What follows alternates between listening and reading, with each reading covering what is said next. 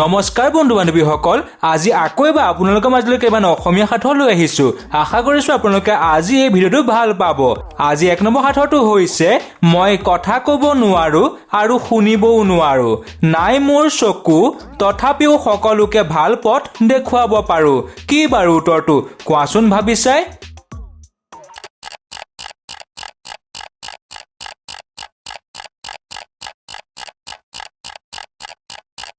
ভাবি পালেনে? হয়, ইয়াৰ উত্তৰটো হৈছে কিতাপ। 2 নম্বৰ সাধুটো হৈছে এনেকুৱা কি প্ৰাণী আছে যাৰ হাত ভৰি নাই তথাপিও চলাচল কৰিব পাৰে।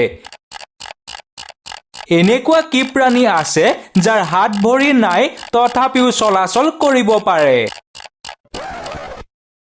হয়, আপোনালোকে ভবাটোৱেই। ইয়াৰ উত্তৰটো হৈছে সাপ।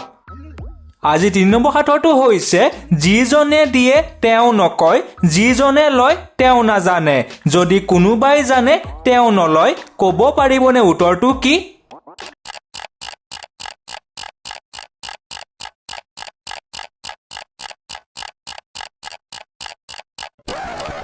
ভাবি পালেনে? হয়, ইয়াৰ উত্তৰটো হৈছে নকল নোট। 4 নম্বৰ সাধুটো হৈছে আলসুৱা তিৰি গাত নাই চিৰি, জাপে জাপে পিন্ধি থাকে পনীয়া পাতৰ শাৰী। কোৱাচোন উত্তৰটো অলপমান ভাবি।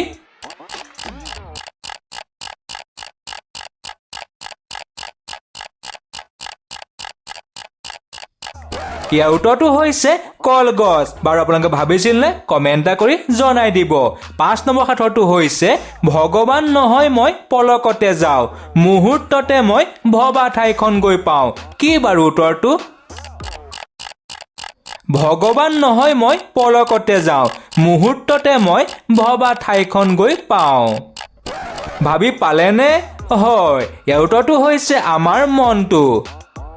6 নম্বৰ সাধুটো হৈছে এনেকুৱা কি কাম যিটো ছোৱালীসকলে নিজৰ ইচ্ছামতেই কৰে তথাপিও কান্দে। এনেকুৱা কি কাম যিটো ছোৱালীসকলে নিজৰ ইচ্ছামতেই কৰে তথাপিও কান্দে?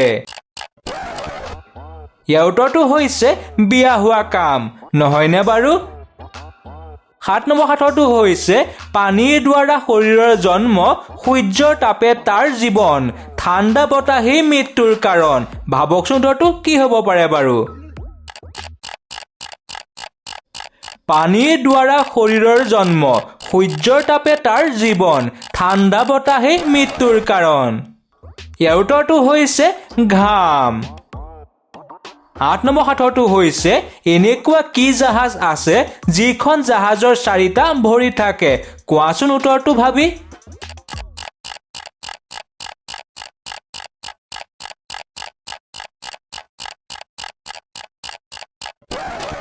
ভাবি পালেনে? হয়, ইয়াৰ উত্তৰটো হৈছে উট, অৰ্থাৎ মৰুভূমিৰ জাহাজ উট। 9 নম্বৰ সাধুটো হৈছে দিনত শুই থাকে ৰাতি সাৰ পায়, ঘৰ নাই দুৱাৰ নাই আকাশে হ'ল তাৰ ঠাই। কোৱাচোন উত্তৰটো অলপমান ভাবি চাই।